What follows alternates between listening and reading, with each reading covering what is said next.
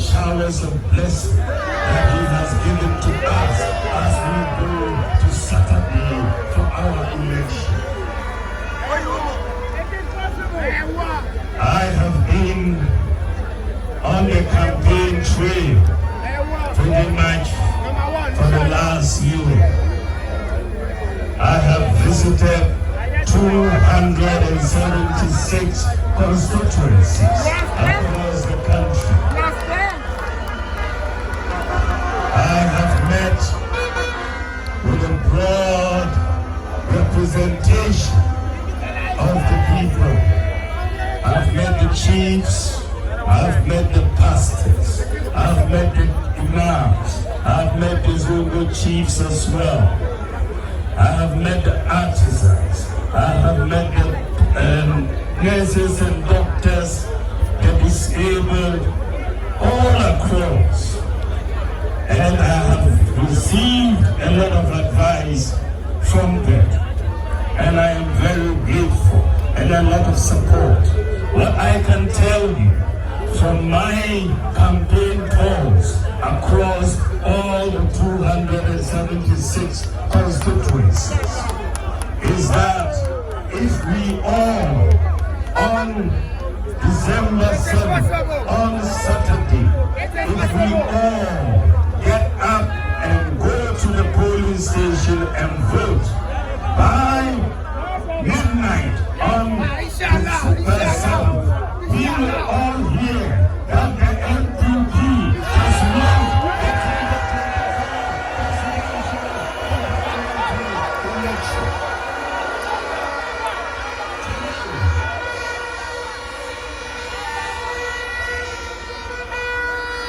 We will win the presidential election and we will win the parliamentary majority because of the good work that we have done as a party. I want to thank God because I am standing on the shoulders of great men. I want you to give a standing ovation to these great men, former President J. Kufuor and President Nana Addo-Dankwa.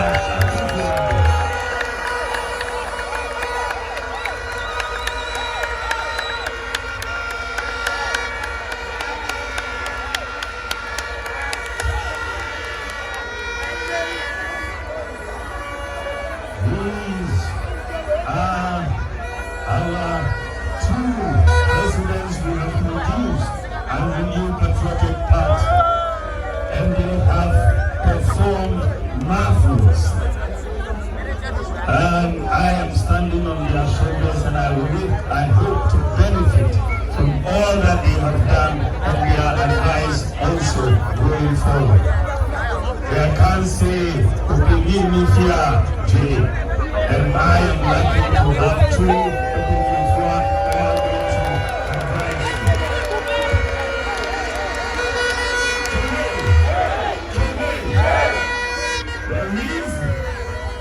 The reason why we are going to win this election is because of the work that we have done, the achievements of this government, and our vision going forward. This election is a clear choice between the future and the past. My opponent represents the past, and I, Dr. Bawumia, represents the future of this country.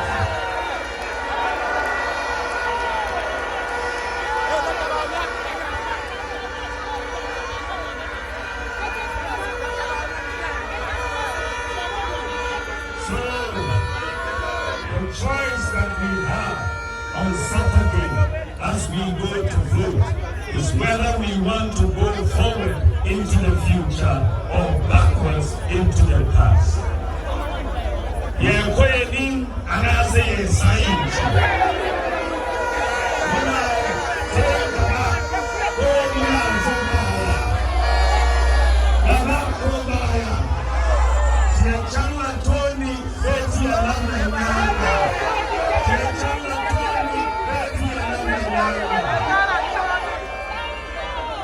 We in the MDP, the work that we have done is underpinned by a mindset of possibilities. We believe in possibilities. We believe it is possible to transform this country into an advanced nation. And we have been living by this. Not many people thought it was possible to do national health insurance. That President Bawumia did it. Not many people thought we could do free maternal care. That President Bawumia did it. Not many people thought we could do school feeding. That President Bawumia did it. This is about possibilities and a mindset of possibilities. When my opponent came into office, can you remember one policy, that initiative that he implemented in 8 years? 8 years. What did he implement? Was it doing so? Or was it a confirmed? He could not come out with any policy initiative affecting the whole country. One initiative. So the choice is simple. Are we going into the future with a mindset of possibilities, or are we going into the past with a mindset of impossibility?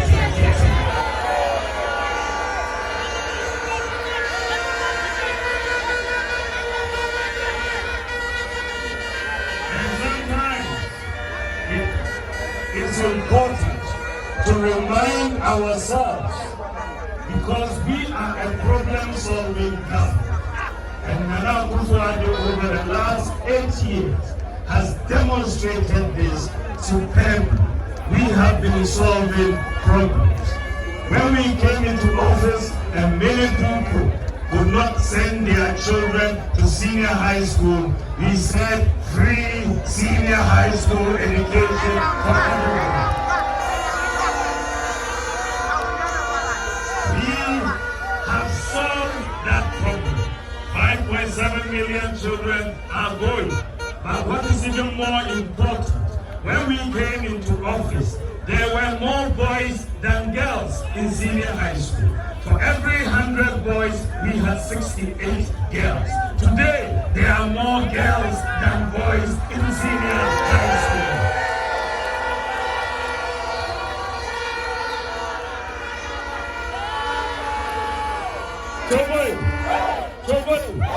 And as the president said, their performance has dramatically increased. The core 6 subjects of WASSCE, the pass rate in 2016 was 24%. Last year, it was 64%.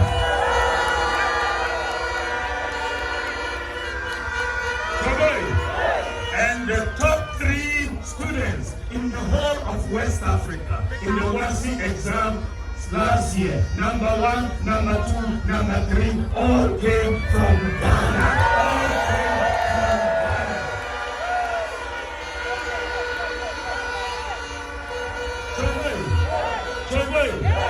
I therefore was not surprised, but I was pleasantly surprised when the data ranking the 54 African countries by quality of education. There were 54 countries. 2 weeks ago, the data came out. Ghana is number 2 in the whole of Africa. Number 2 in the whole of Africa.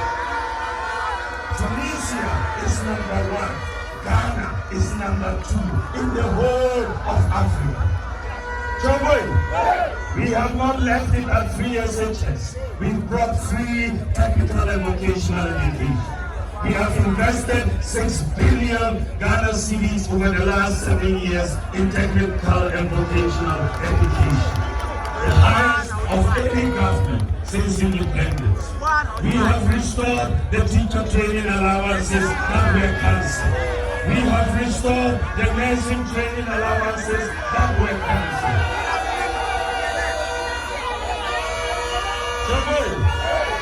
In the area of healthcare, we have seen dramatic improvement. Major investment in health infrastructure, hospitals. We are seeing major hospitals that we are working on, even excluding Agenda 111. And the President has started commissioning the Agenda 111, and I will continue to commission them all the way into next year.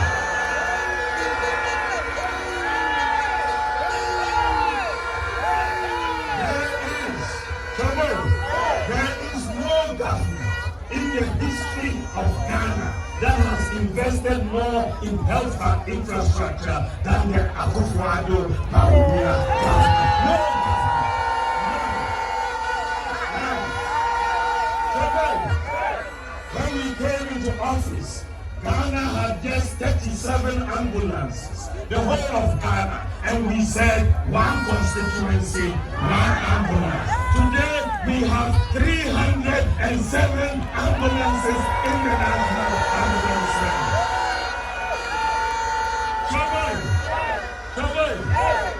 We had major problems with the National Health Insurance. It was collapsing. It was reverting to cash and carry. We have paid most of their debts, and diseases that were not covered under National Health Insurance, we have brought them in. Childhood cancer is now covered by National Health Insurance. Sickle cell disease, the drug hydroxyurea, is now covered by National Health Insurance. And since December 1st, just a few days ago, Ghana is now providing free kidney dialysis under National Health Insurance.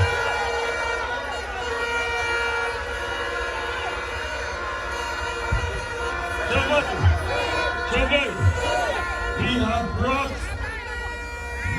many initiatives to bear. We have issued the Ghana card. President Kufuor passed the NIA Act in 2008. 8 years of the Mahama administration, they couldn't issue the Ghana card. And when we came into office, the president asked me to champion the issue of the Ghana card. And today, we have issued the Ghana card to our citizens. We have done, when we came into office, Ghana did not have a working address system. You had to use landmarks by the tree, by the blue house for directions in many places. Today, we have implemented the digital property address system, and you can find anywhere in Ghana, any location in Ghana.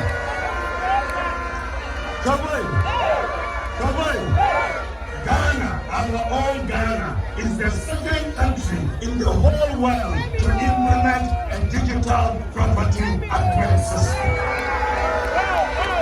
We have solved a major problem.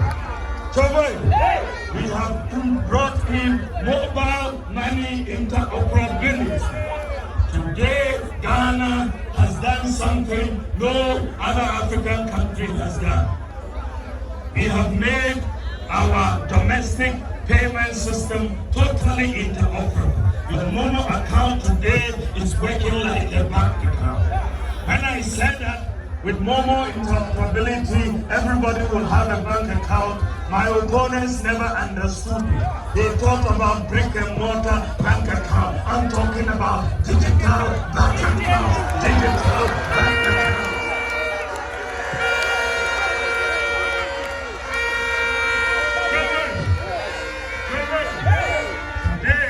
We have done with mobile money interoperability in the whole of Africa.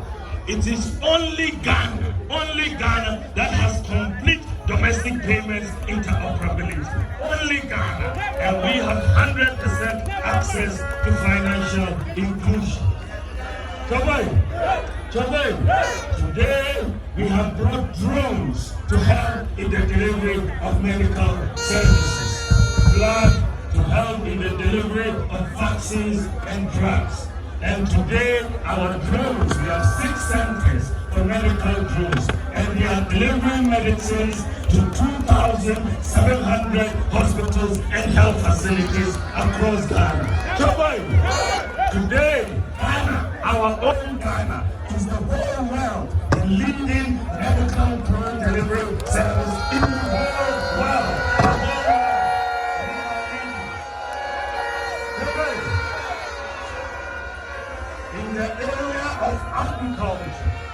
In the area of agriculture, we came up with the Planting for Food and Jobs program.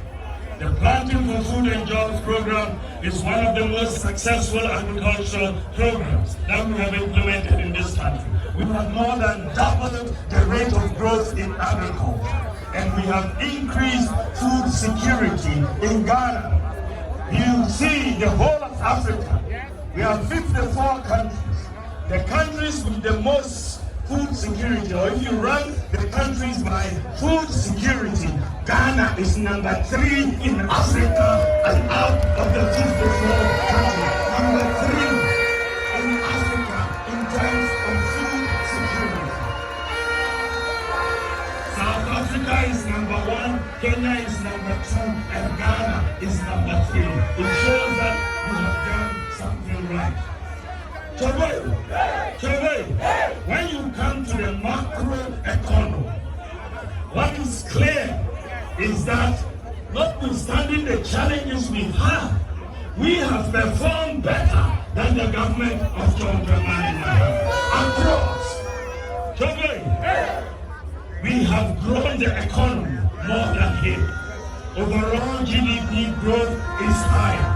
Agricultural growth under us is higher. Industrial growth is higher. If you look at the budget deficit, ours is lower. You look at the primary balance, ours is lower. You look at gross international reserves, ours is higher. You look at exchange rate depreciation, ours is lower.